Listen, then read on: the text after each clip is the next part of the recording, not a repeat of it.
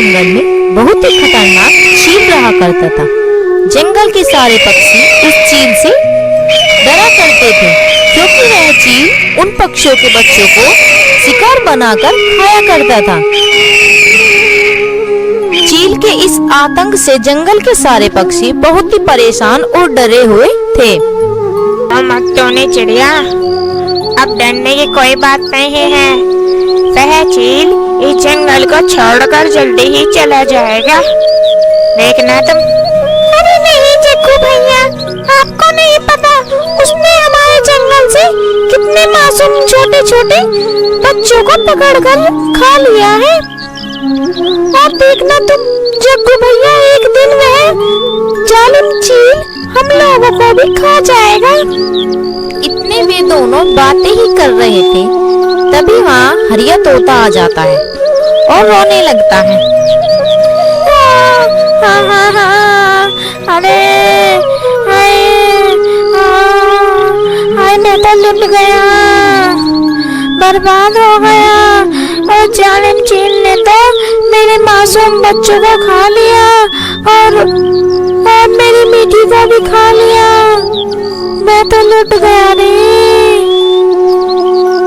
हरिया तोते की यह बात सुनकर टोनी और जग्गू के पैरों तले जमीन खिसक जाती है। क्या हुआ हरिया भैया, उसने तुम्हारे बीवी बच्चों को भी खा लिया? हाँ टोनी, मैं तो नदी किनारे खाने के लिए फल लेने गया था, और जब मैं वापस आया तो मैंने देखा कि मेरे बच्चे और बीवी वहाँ से गायब थे, और उस जालिम चील का पंख मेरे घोंसले में मिला था। मैं तो लुटा रे भगवान, बर्बाद हो गया। अंडे खाया करता था, लेकिन अब तो वह हमारे परिवार को ही खाने लगा। ऐसा ना हो कि अगला नंबर हमारा हो, हमें जल्दी ही कुछ करना पड़ेगा। जब उसने पहला अंडा खाया था ना, हमें तभी उसका उपाय करना था। अब तो बहुत ही देर हो गई है। दोस्तों, हमें जल्दी ही इस जालिम चील का कुछ ना कुछ करना ही पड़ेगा। अगर ऐसा चलता रहा तो यह पूरे जंगल के पक्षियों को खा जाएगा। इस तरह पक्षियों को इकट्ठा करती है, और जब कल्लू कौवा बोलता है, दोस्तों मैंने सोच लिया है कि हम उस जालिम चील से कैसे निपटे। उसके लिए हम सभी को मिलकर काम करना होगा, क्योंकि हम सब मिलकर ही उस जालिम चील को मार पाएंगे, उसका सामना कर पाएंगे। तब कल्लू सभी को योजना बताता है। हरिया, तुम पहले गरम गरम पानी लाना और उसके ऊपर डालना, और जग्गू तुम लाल मिर्च का पाउडर लाना, फिर उसकी आंखों में डाल देना। टोनी और मैं बड़ी बड़ी लाठियां लाएंगे और उससे उसे मारेंगे। बस अब एक ही कमी रह गई है कि उसे अपनी जाल में कैसे फांसे।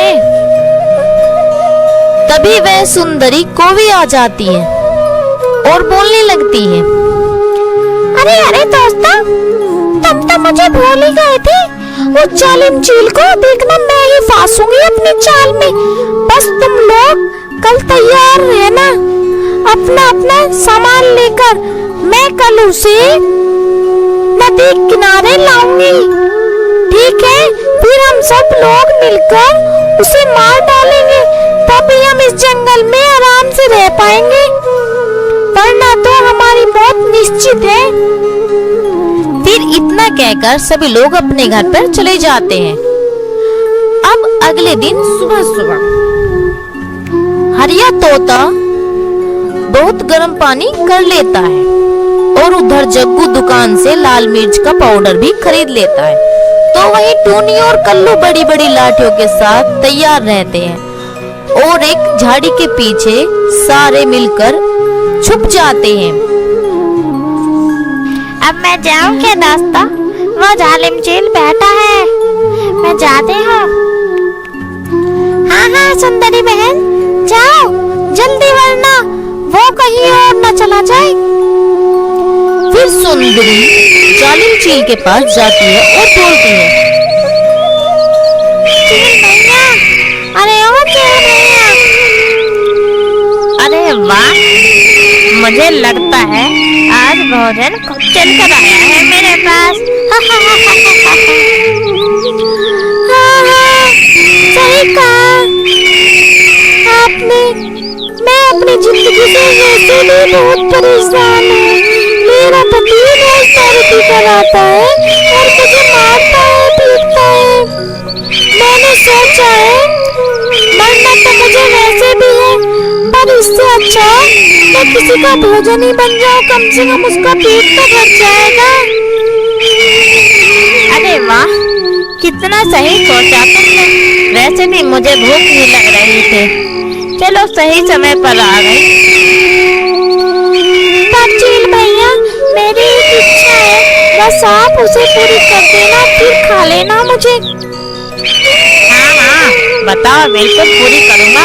मेरा भोजन खुद चल कर आ रहा है मेरे पास, तो पूरी क्यों नहीं करूँगा भला। तो सुनो, पहले मैं नदी में नहा लूं, फिर तुम मुझे मसाला लगाकर खाना, ताकि तुम्हें स्वाद भी आए। हाँ हाँ ठीक है, जल्दी जल्दी नहाओ फिर फटाफट। फिर सुंदरी जैसे ही नदी में जाती है तो वह चील वहीं पेड़ के नीचे बैठ जाता है, और तभी हरिया तोता गरम गरम पानी चील के ऊपर डाल देता है। अरे बाप रे, मर गया मैं तो। अरे बाप रे, ये क्या कर दिया। फिर इतने में ही जग्गू लाल मिर्च को चील की आंखों में डाल देता है, जिससे चील को कुछ दिखाई नहीं देता और वह चिल्लाने लगता है, मैं तो मर गया, क्या डाल दिया मेरी आंखों में।